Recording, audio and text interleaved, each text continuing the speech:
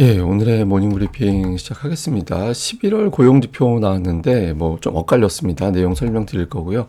브로드컴, 오라클, 팔란티어 이런 AI주들이 반등하면서 나스닥 시장은 플러스로 마감하는 그런 모습을 보였고, 우리 증시는 외국인들 이틀 동안 하루 평균 1조 1천억 원 팔았잖아요. 오늘장에서 매도가 대폭 줄어드는지 좀 살펴봐야 될 것 같고요. 뭐 주요 기술주들, 특히 투자 경고 대상이 됐던 대형주들이 반격을 하는지 이 점도 체크를 좀 해봐야겠습니다. 우선 미증시는 나스닥 플러스로 마감하는 그런 모습을 보였는데, 기술주들 중심으로, 그러니까 뭐 기술주 올라갔고, 그 다음에 그 이미 소비재는 이제 테슬라가 저기에 들어가 있거든요. 그래서 테슬라와 기술주가 올라갔구나, 이런 점을 좀 보여주는 측면이 있죠. 이슈들을 점검을 해보면 뭐 12월 고용지표는 일자리는 예상보다 조금 더 나왔고, 실업률은 예상했던 것보다 더 높게 나왔습니다. 그러니까 좀 엇갈리게 그런 결과가 나왔죠. 그리고 소매 판매, 소비를 보여주는 소매 데이터는 예상보다 조금 부진하게 나왔는데, 뭐 이 두 가지 지표는 제가 차트 보면서 또 자세히 설명드리도록 하겠습니다. 그리고 시장에 대한 어떤 전망들이 여기저기서 나오고 있는데, 그 뱅크 오브 아메리카에서 이제 펀드 매니저들 대상으로 설문을 하거든요. 근데 4년 만에 가장 낙관적으로 보는 결과가 나왔다. 그러니까 경제 좋을 것 같다.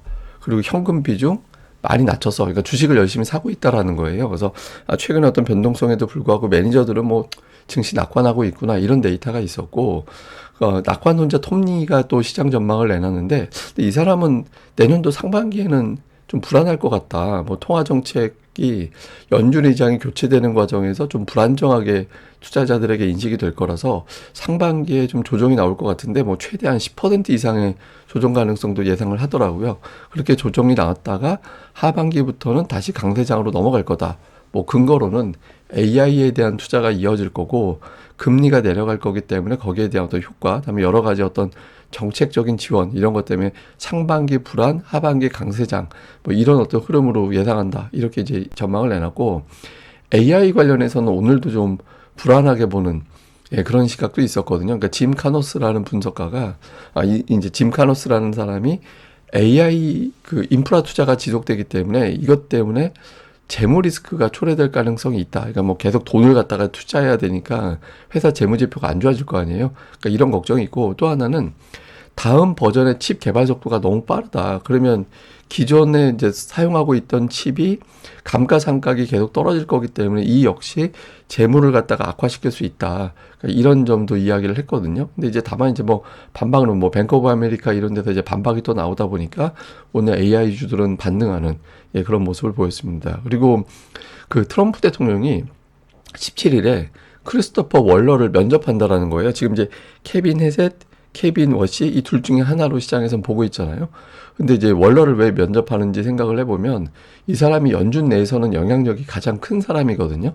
그리고 그 안에선 또 비둘기파고, 그리고 예전에 이제 자기가 대통령 일기 할 때 임명했던 사람이에요. 그래서 이 사람은 또 어떨까 하고 한번 이제 물어봐서 강성 매파적인 어떤 시각을 보인다라면 또 이제 마음을 좀 둘 가능성도 있죠. 근데 어쨌든 2인 구도로 가던 어떤 흐름에서 약간의 어떤 변화가 생겼는데, 다만 이제 여전히 투자자들은 케빈 워시 쪽으로 좀 기우는 것 같다, 뭐 이렇게 아직까지는 보고 있는 것 같습니다.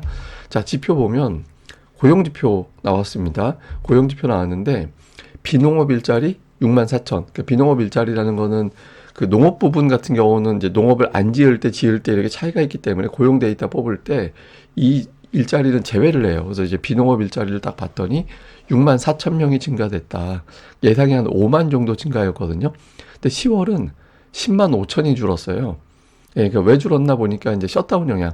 그러니까 정부 고용이 10월에 16만 2천 명이 줄어들고 11월에도 6천 정도가 줄어들었거든요. 그래서 정부 고용 여파로 비농업 일자리는 약간 좀 왜곡이 됐다, 이렇게 볼 수 있겠고, 그것 때문에 또 실업률도 왜곡됐죠. 그러니까 실업률은 전망치가 0.4에서 0.5 정도였는데 4.6이 나왔거든요. 4.6% 실업률은 2021년 9월 이후에 가장 높은 수준입니다. 그러니까 이런 데이터가 나오는데, 다만 이제 대부분의 이제 뭐 분석가들은 왜곡됐다. 그래서 연준도 이 10월, 11월 이 지표는 의미 두지 않을 거다. 그리고 이제 뭐 이 정도 수치 가지고 단기에 곧바로 금리 내릴 것 같다, 이런 어떤 움직임은 안 줄 것 같다. 그러니까 이런 전망이 나오고 있는데요. 다만 이제 일부에서는 이번 주에 물가 지표 나오잖아요. 그러니까 물가 지표가 높게 나오면 상황이 난감해진다라는 거예요.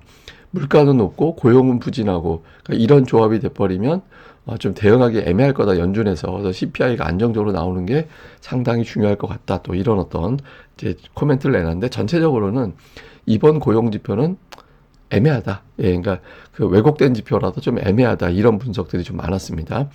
그 다음에 소매 판매. 이게 소매 판매라는 건 뭐냐면, 소매 업체들 있잖아요. 그 매장에서, 또 온라인 매장에서 이렇게 이제 판매되는 어떤 매출의 총 합을 보여주는 거예요. 그걸 갖다가 이제 전월 대비 늘었다 줄었다 이렇게 보여주거든요.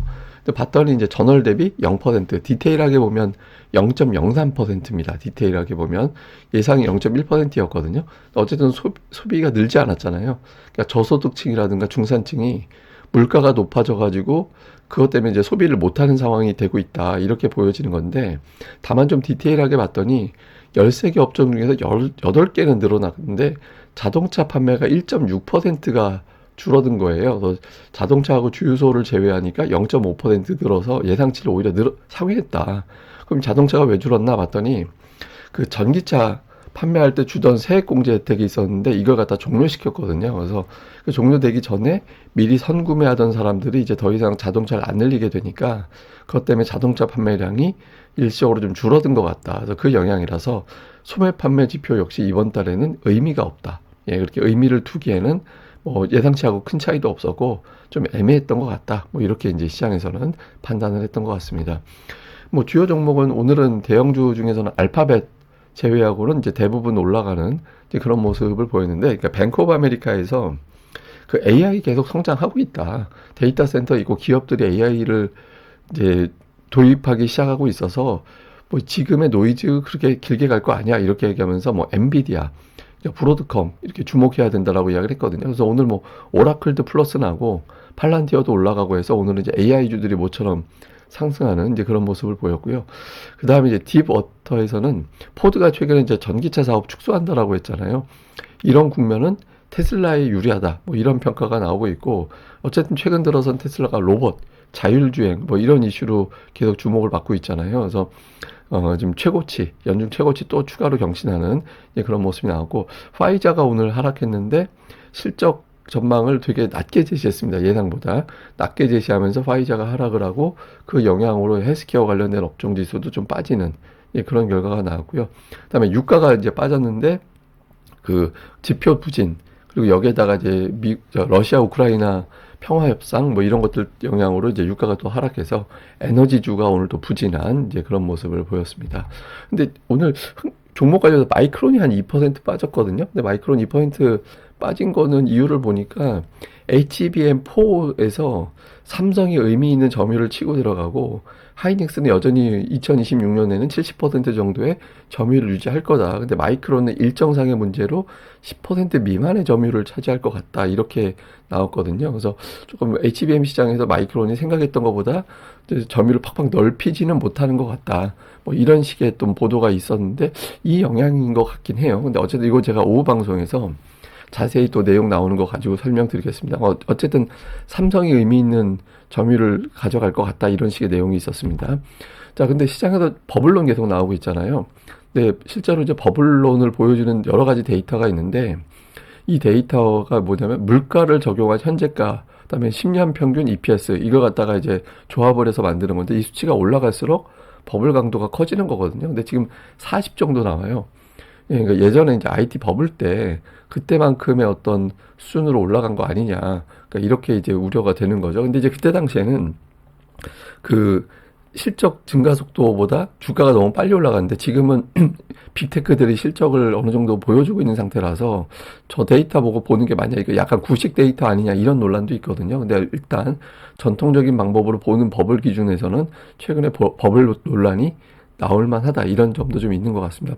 다만 이제 펀드 매니저들 설문을 보면 주식에 대한 어떤 낙관적인 전망이 4년 만에 가장 높은 수준, 그 정도까지 올라왔다라는 데이터들이 나오고 있거든요. 그러니까 투자 심리가 상당히 강하고, 그래서 그런지 몰라도 현금 비중이 사상 최저. 이게 나쁘게 보면 더 이상 매수할 여력이 없는 거예요. 줄어든 거긴 하거든요. 근데 돈이 계속 들어오면 뭐 매수는 계속 할 수 있죠. 그러니까 이제 자금 시장에 돈이 계속 들어오는지가 되게 중요한데, 근데 어쨌든 현금 비중은 사상 최저다. 그러니까 그럴 정도로 펀드 매니저들은 이제 증시를 낙관적으로 보고 있다라는 거죠. 근데 그런 측면에서 보니까 최근에 주식시장 ETF 자금 동향을 보니까 다 들어와요.